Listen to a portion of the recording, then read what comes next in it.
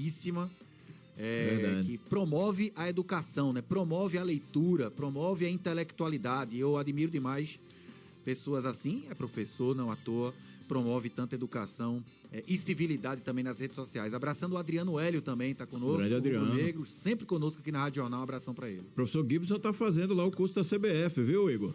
Sim, verdade. Tá se formando. Verdade. Daqui a pouco vai estar na praça. Um grande abraço ao professor Gibson. Mandando um abraço pro professor Flávio Rezende também, que tá sempre conosco. Gente da melhor qualidade. Me presenteou uma vez com um livro com a biografia do Johan Cruyff. Sim, Marcelão, sim. quando você quiser emprestado, estarei disposto a emprestar um livro sobre cara. Cruyff. Eu vou querer na hora, velho. Pronto, a biografia de Cruyff. Na hora que você quiser emprestado, eu tenho aí. E ele já tá te falando aqui que tem um livro espetacular do PVC. E PVC é sempre aula pura, né? Puxa vida, imagina. Também com a gente o nosso querido Antônio Moneta, ainda o Marcelino Mari, Adauri Veloso, grande Adauri, abraço aos amigos. E vamos ao comentário, 21h05, a partir de agora trazendo a análise completa da vitória do Internacional em cima do Sport por 2-0, Campeonato Brasileiro. Vem aí o dinâmico do Screte.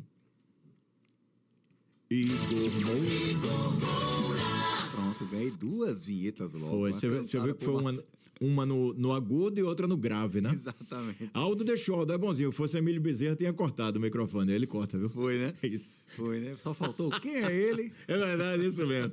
Vai lá, Igor. Valeu, Marcelão. Deixa eu mandar um abraço. Ele agora se vingou, saiu 2 vezes. Aí tá certo. Deixa eu mandar um abraço também pro Miguel, rapaz. Miguel tá conosco, direto do Maranhão, de São Luís, escutando aqui a Rádio Jornal. Um abraço a todos os ouvintes tão queridos aqui do Screte de Ouro. Bom, gente, eu odeio comentar pós-jogo de derrota de time pernambucano. É sempre um sabor muito amargo, principalmente nas condições que o esporte oferece pra gente e pro seu torcedor nessa reta final melancólica de Campeonato Brasileiro. O jogo de hoje foi um exemplo de partida melancólica de reta final de Brasileiro, quando você já tem o seu destino selado, quando você já tem o seu desfecho confirmado, só não matematicamente, mas virtualmente. O esporte já pode sim projetar a Série B, já pode colocar no Excel do presidente, do departamento de futebol, do financeiro, tudo, questão orçamentária, padrão Série B, tudo isso. Porque é óbvio que se eu já estou falando, chegou hoje, é o 18º jogo, Daniel Paulista. Se há 16 jogos, logo depois da derrota para o Juventude, eu já citei a situação do esporte como irreversível, há 16 jogos atrás, imaginem só, nesses 16 jogos do esporte, pós derrota para o Juventude, o esporte com 2 vitórias, 8 empates e 5 derrotas. Um aproveitamento que beira aí os 30%. Então, já era. Hoje, eu imaginei que seria uma derrota da forma como aconteceu, uma derrota melancólica, e foi uma vitória protocolar do Internacional. O Internacional não precisou jogar o que jogou contra o Botafogo, por exemplo, para vencer o Sport hoje. O Sport, ele teve um primeiro tempo em que ele incomodou, ele chegou a acuar um pouco o Inter, a assustar também, nas 2 grandes chances do Sport na partida inteira. As 2 com o Derek Lacerda, uma cara a cara com o goleiro, que o Derek perdeu, uma bela assistência, bela enfiada de 20 metros de passe, de distância do Rivera, e que o Derek perdeu. E ainda teve a chance de cabeça que o próprio Derek também perdeu, né? Que ele cabeceou a bola raspando o poste esquerdo do goleiro Ivan do Internacional. E o Inter fez um primeiro tempo razoável, o segundo tempo um pouco melhor. As modificações do Ramon Dias surtiram muito mais efeito do que as modificações do Daniel Paulista, e é claro que tem a ver com a qualidade que o Inter tem no banco, e também tem a ver com a necessidade que o Daniel teve de piorar o esporte no segundo tempo, mas não foi uma piora proposital, foi uma piora forçada. O esporte tem, eu até disse isso e vou repetir o que eu disse antes do jogo começar. Falei, olha gente, o Inter tá jogando com o Borré, com o centroavante, ele não vinha jogando com o centroavante, ele vinha jogando com o Alan Patrick e o Carboneiro flutuando. algumas vezes o Vitinho também, mas não vinha jogando com homem fixo de área. E eu acredito que se o Inter estivesse enfrentando uma equipe mais forte que o Sport, uma equipe que tivesse melhor posicionada, um Fluminense da vida, o Cruzeiro, o Grêmio, como aconteceu no Grenal, o próprio Botafogo foi a Porto Alegre e o Inter não utilizou um centroavante área, jogou com um ataque mais móvel, e estivesse enfrentando um time mais forte, o Inter provavelmente não teria jogado com o Rafael Santos Borré. Como ele viu que enfrentaria o Sport, um virtual rebaixado, o Lanterna, e que venceu um jogo fora de casa, na mesma cidade, coincidentemente o arquirrival Grêmio, mas geralmente o Sport, ele não consegue se apresentar bem fora de casa. O Sport, ele é melhor jogando na Ilha do Retiro, nessa segunda perna do Campeonato Brasileiro. O que é que fez o Ramon Dias?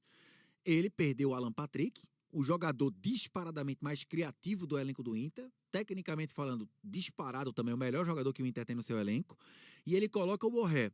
E o Inter se transforma num 3-4-3 com bola. Os 3 zagueiros ficando em linha, na ordem, o Clayton, o mais fraco dos 3 zagueiros, o Vitão, que é bom zagueiro por dentro, na sobra, é um jogador muito ágil, e o Juninho, canhoto, ex-Coritiba, jogando pelo lado esquerdo, né? O Juninho, que jogou no Midtjylland, também da Dinamarca, acredito até que jogou com o Wagner Love, lá no Midtjylland.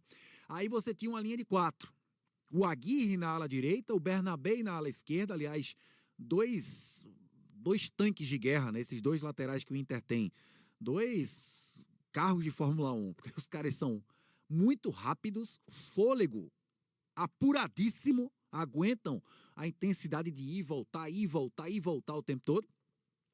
E o Inter jogou com 2 médios centrais, Bruno Gomes com o Thiago Maia no setor de meio campo, Carboneiro pela ponta esquerda, o Vitinho pela ponta direita e o Rafael Santos Borré centralizado. E eu cheguei a dizer, olha gente, se tem um compartimento que me agrada do Sport, que eu acho o compartimento mais forte, não é linha defensiva, com o Matheus Alexandre, o Aderlan, Thierry, Ramon, Luan Cândido, e o ótimo goleiro Gabriel, que o Sport encontrou. Não é o setor do ataque, óbvio que não é o setor de ataque, com Derek, Romário e Mateuzinho, mas o compartimento que eu mais gosto do Sport hoje é o compartimento meio campo, com o Rivera de primeiro volante, o Zé Lucas de segundo e o Lucas Lima mais centralizado. Discordo frontalmente do Daniel Paulista quando ele deixa o Lucas Lima no banco para a entrada do Johan. O Lucas Lima, entre todos os jogadores do Campeonato Brasileiro, é um dos que mais criam oportunidade de gol. Não é culpa do Lucas Lima se os companheiros são tecnicamente muito abaixo, se alguém não tem a cognição ideal para acertar uma jogada ou dar um passe ao invés de finalizar. Não é culpa do Lucas Lima a ruindade alheia. Ele fala por ele mesmo. E ele, convenhamos, tá aí os números, tá? Pesquisem em portais de estatística, tudo isso. O Lucas Lima é um dos jogadores com mais chances criadas. Passe-chave, lançamento, assistência. São 4 gols e 5 assistências do Lucas Lima nesse Campeonato Brasileiro até aqui.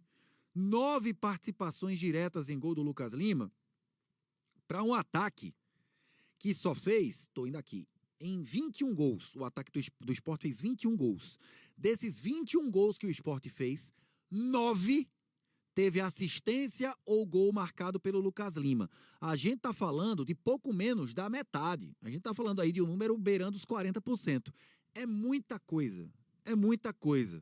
Acho o Lucas Lima, em determinados momentos, alheio ao jogo. O Lucas Lima também jogou muito tempo fora da sua